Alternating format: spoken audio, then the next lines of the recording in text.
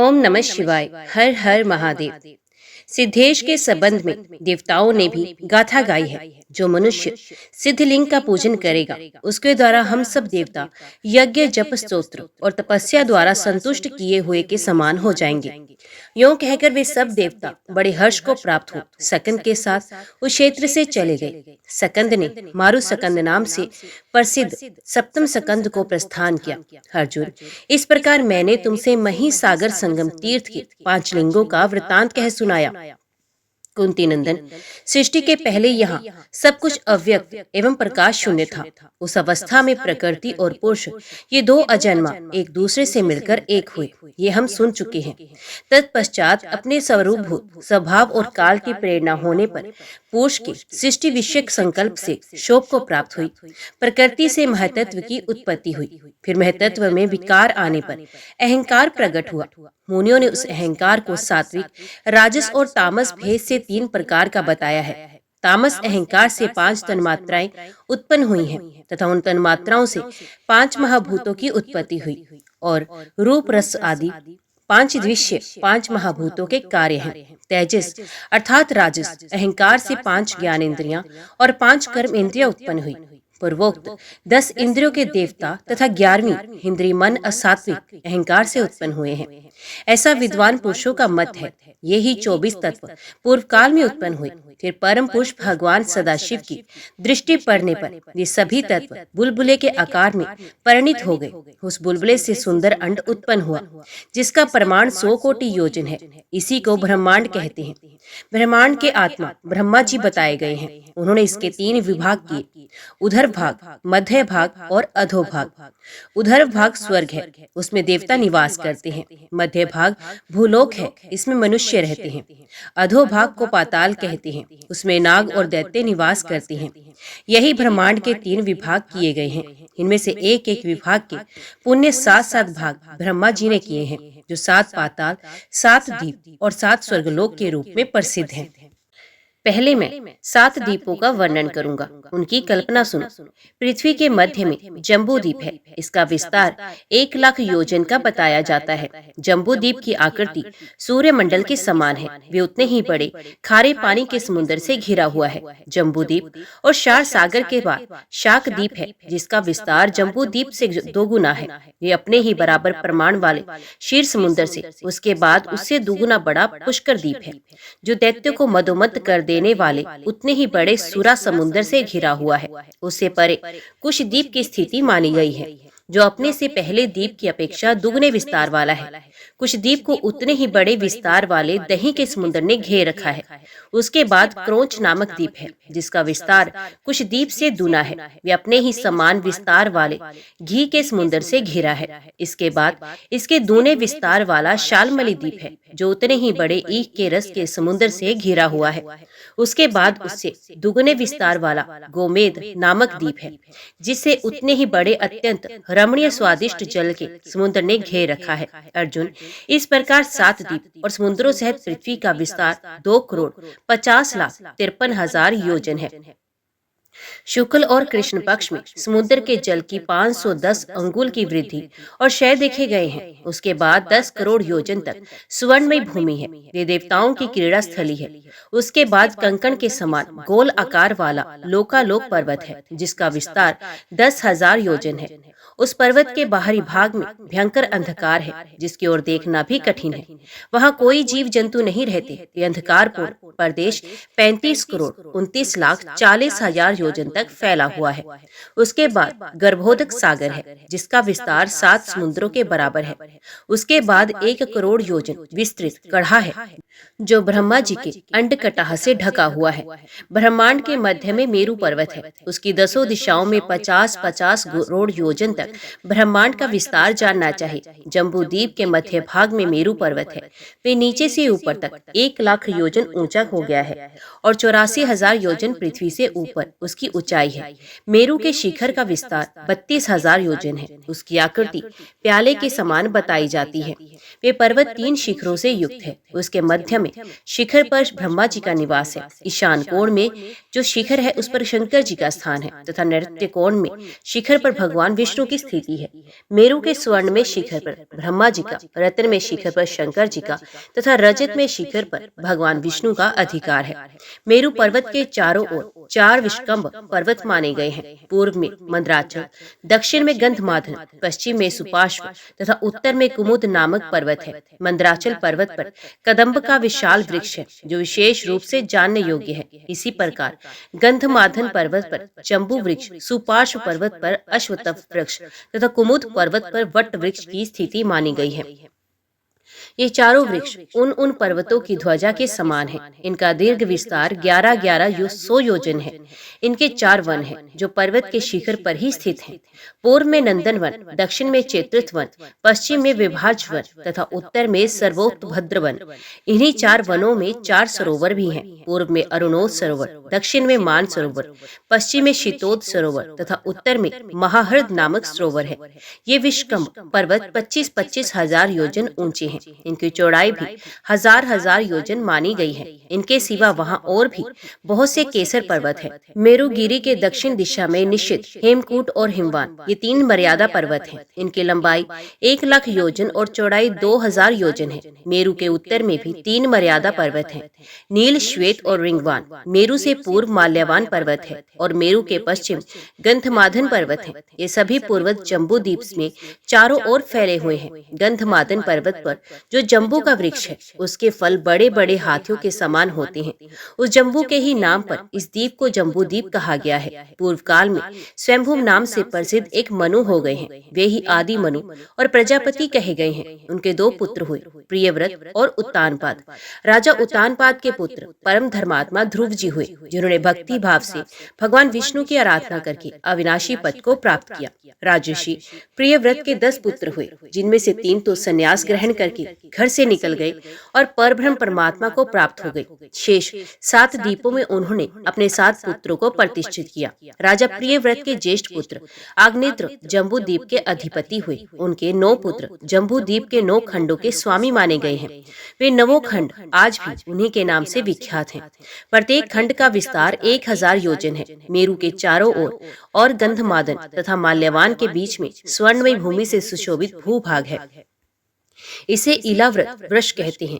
माल्यवान पर्वत से लेकर समुद्र पर्यंत भद्राश वर्ष कहलाता है। गंधमादन से समुद्र तक की भूमि को केतुमाल वर्ष कहा गया है। रिंगवान पर्वत से आरंभ करके सागर तक के भूखंड को कुरुवश कहते हैं। रिंगवान और श्वेत पर्वत के बीच का भाग हिरण्यमय वर्ष कहलाता है। नील और श्वेत पर्वत के बीच में रमैक वर्ष है। निषद और हेमकूट के बीच हरिवर्ष की स्थिति है। हिमवान और हेमकूट के मध्य का भूभाग किमपुरुष वर्ष माना गया है। हिमालय से लेकर समुद्र तक के भूभाग को नाभि खंड कहते हैं। नाभि और कुरु ये दोनों वर्ष धनुष की सी आकृति वाले हैं। इनमें क्रमश हिमवान और ऋग्वान पर्वत प्रत्यंचा के स्थान पर स्थित बताए गए हैं। नाभि के पुत्र ऋषभ हुए और ऋषभ से भरत का जन्म हुआ, जिनके नाम पर इस देश को भारतवर्ष भी कहते हैं। अर्जुन, यहाँ धर्म, अर्थ, काम और मोक्ष चारों पुरुषार्थों का उपार्जन होता है। भारतवर्ष के सिवा अन्य सब द्वीपों और वर्षों में केवल भोग भूमि है। शाक द्वीप में 1000 योजन विस्तृत शाक वृक्ष है। उसी के नाम से उस वर्ष को शाक द्वीप कहा गया है। राजा प्रियवत के पुत्र मेधातिथि उस द्वीप के अधिपति हैं। उनके 7 पुत्र हुए, पुरोजव, मनोजव, पवमान, धूम्रानिक, चित्ररे, बहुरु तथा विश्वधार। ये उनके पुत्रों के नाम हैं। इन्हीं नामों से प्रसिद्ध वहाँ 7 खंड हैं। शाक द्वीप में ऋतव्रत, सत्यव्रत, दानव्रत और अनुव्रत नाम वाले 4 वर्णों के लोग हैं, जो वायु स्वरूप भगवान के नामों का जप करते हैं, जो अपनी प्राण आदि वृत्तियों के द्वारा संपूर्ण भूतों के भीतर प्रवेश करके उनका पालन पोषण करते हैं तथा ये जगत जिनके अधीन है, वे अंतर्यामी ईश्वर साक्षात वायुदेव हम सबकी रक्षा करें। कुशद्वीप में 1000 योजन तक कुशों की झाड़ी है। उसी के चिन्ह से चिन्हित होने के कारण उसको कुशद्वीप कहते हैं। राजा प्रियव्रत के पुत्र हिरण्यरोमा उस द्वीप के स्वामी हैं। उनके वसु, वसुदान, दृढ़ रुचि, नाभिगुप्त, सतुत्यव्रत, विविक्त और वामदेव इन 7 पुत्रों के नाम से प्रसिद्ध 7 वर्ष कुशद्वीप में है।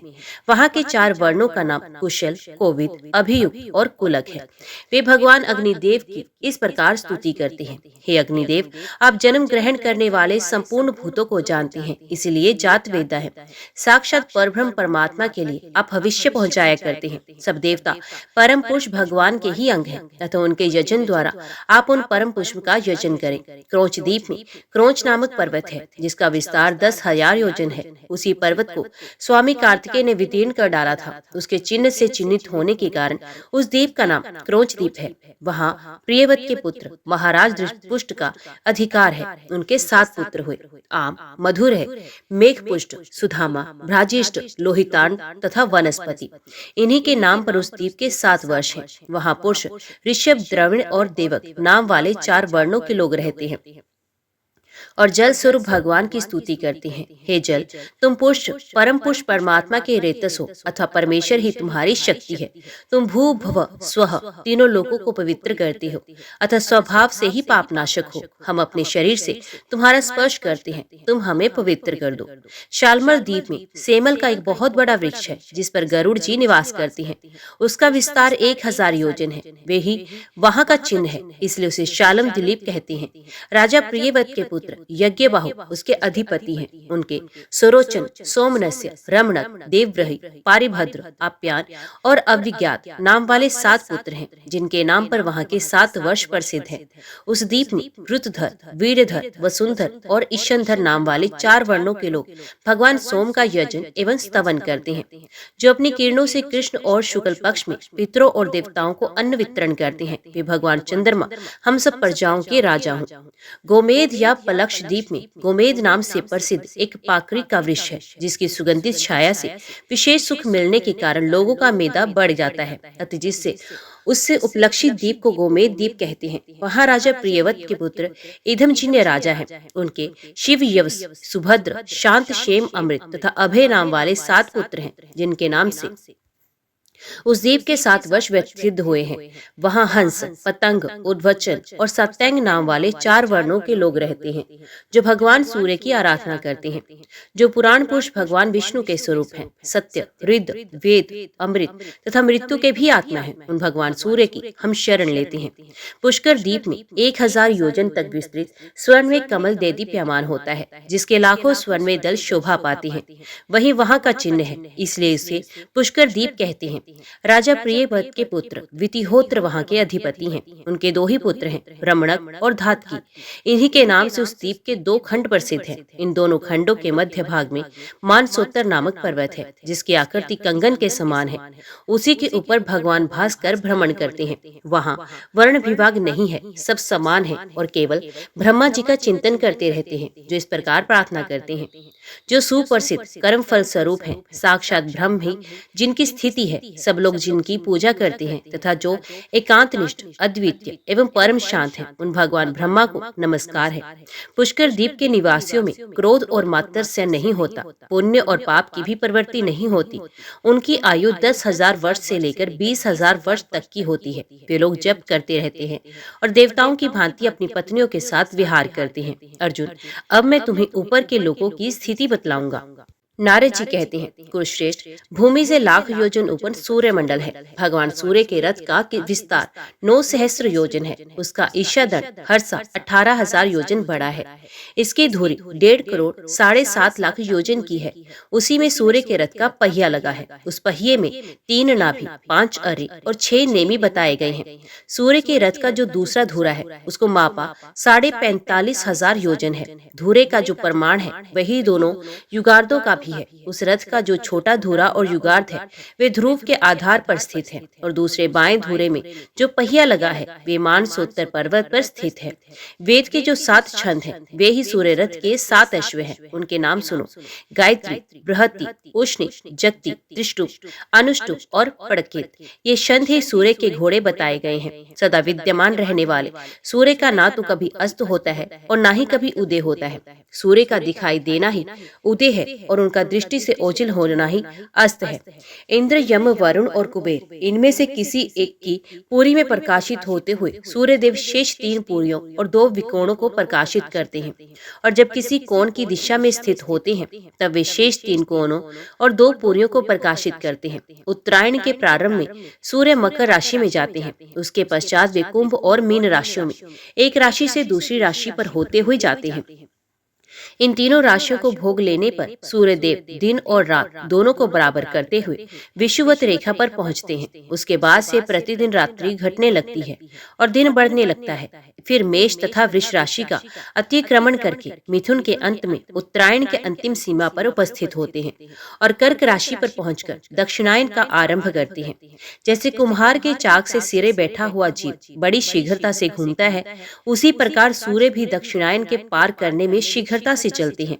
वे वायु वेग से चलते हुए अत्यंत वेगवान होने के कारण बहुत दूर की भूमि भी थोड़े समय में पार कर लेते हैं। कुलाल चक्र के मध्य में स्थित जीव जिस प्रकार मंद गति से चलता है, उसी प्रकार उत्तरायण में सूर्य मंद गति से चलते हैं, अतः वे थोड़ी सी भूमि को भी चिरकाल में पार करते हैं। संध्या काल आने पर मंदेह नामक राक्षस भगवान सूर्य को खा जाने की इच्छा करते हैं। उन राक्षसों को प्रजापति का ये शाप है कि उनका शरीर तो अक्षय रहेगा, परंतु मृत्यु प्रतिदिन होगी। अतः संध्या काल में उन राक्षसों के साथ सूर्य का बड़ा भयानक युद्ध होता है। उस समय द्विज लोग गायत्री मंत्र से पवित्र किए जल का जो अर्घ देते हैं, उससे वे पापी राक्षस जल जाते हैं। इसलिए सदा संध्या उपासना करनी चाहिए। जो संध्या उपासना नहीं करते वे कृतघ्न होने के कारण रौरव नरक में पड़ते हैं। प्रत्येक मास में भिन्न भिन्न सूर्य, ऋषि, गंधर्व, राक्षस, अप्सरा, यक्ष तथा सर्प, इन सातों से संयुक्त भगवान सूर्य का रथ गमन करता है। धाता, अर्यमा, मित्र, वरुण, विवस्वान, इंद्र, पूषा, सविता, भग, त्वष्टा तथा विष्णु, ये 12 आदित्य चैत्र आदि मासों में सूर्यमंडल में अधिकारी माने गए हैं। सूर्य के स्थान में लाख योजन दूर चंद्रमा का मंडल स्थित है। चंद्रमा का भी रथ 3 पहियों वाला बताया जाता है। उसमें बाईं और दाहिनी ओर कुंद के समान श्वेत 10 घोड़े जुते हुए हैं। चंद्रमा से पूरे 1 लाख योजन ऊपर संपूर्ण नक्षत्र मंडल प्रकाशित होता है। नक्षत्रों की संख्या 80 समुद्र योजन, अरब और 20 करोड़ योजन बताई गई है। नक्षत्र मंडल से 2 लाख योजन ऊपर बुध का स्थान है। चंद्र नंदन बुध का रथ वायु तथा अग्नि द्रव्य से बना हुआ है। उसमें वायु के समान वेग वाले 8 पीले रंग के घोड़े जुते रहते हैं। बुध से भी 2 लाख योजन ऊपर शुक्राचार्य का स्थान माना गया है। उनके रथ में भी 8 घोड़े जोते जाते हैं।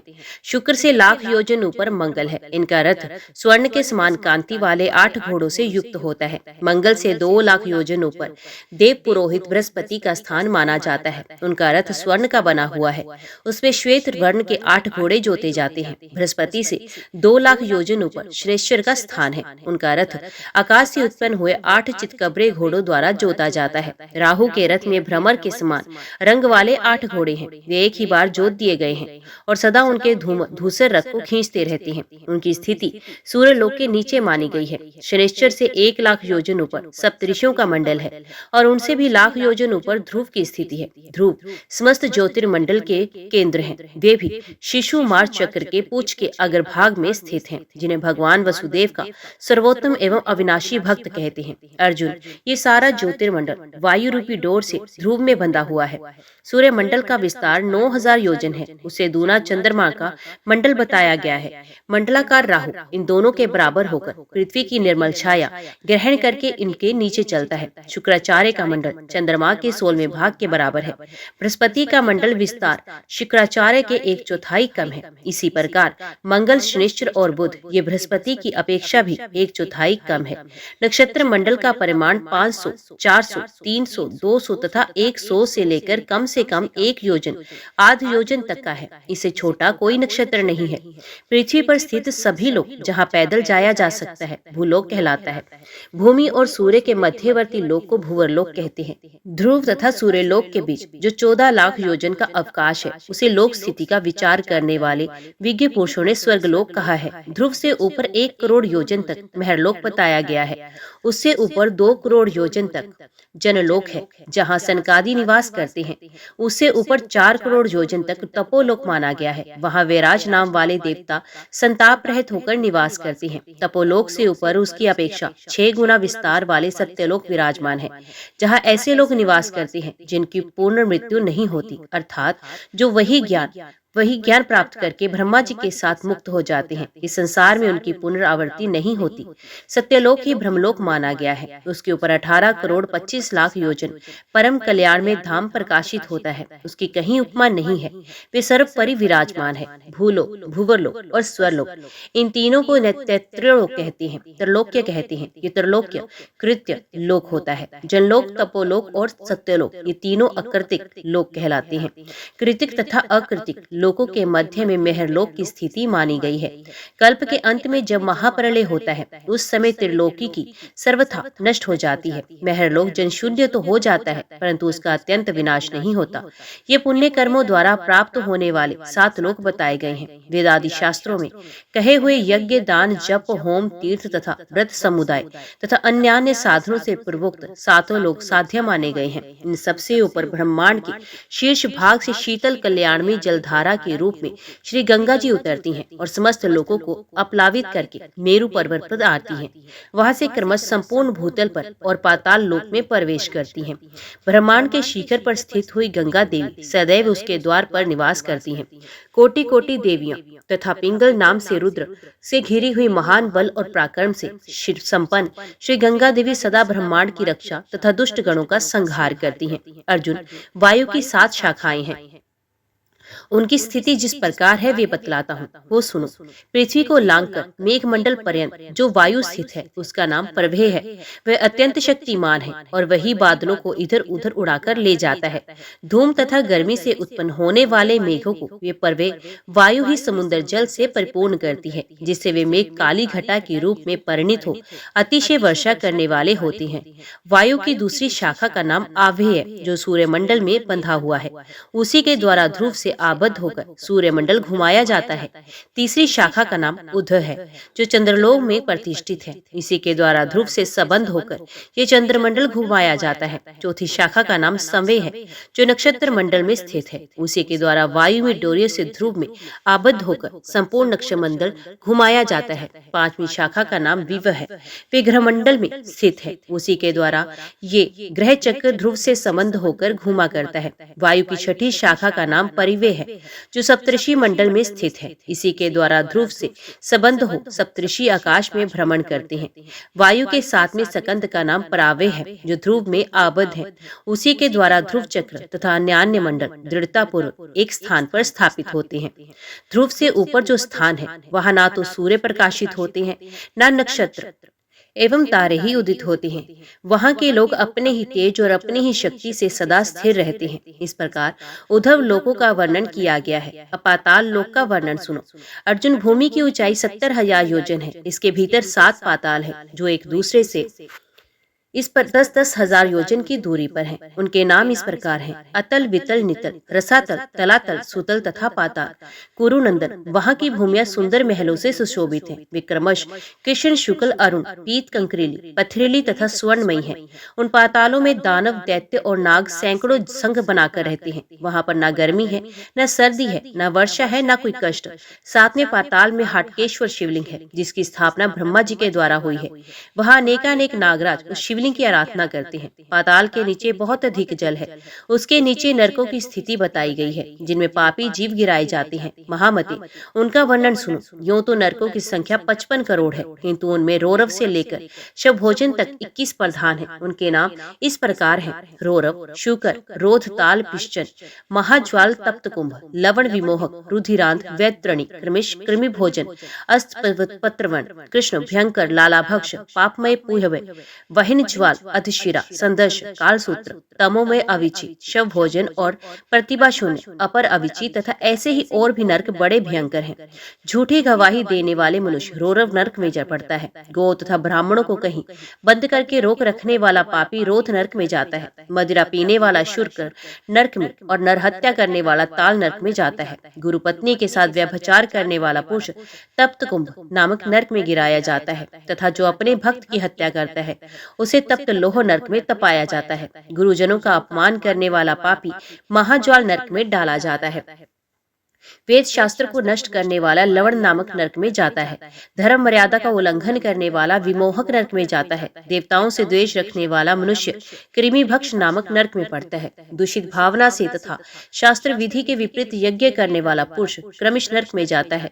जो देवताओं और पितरों का भाग उन्हें अर्पण किए बिना ही अथवा उन्हें अर्पण करने से पहले भोजन करता है, वे लाला भक्ष नरक में जाता है।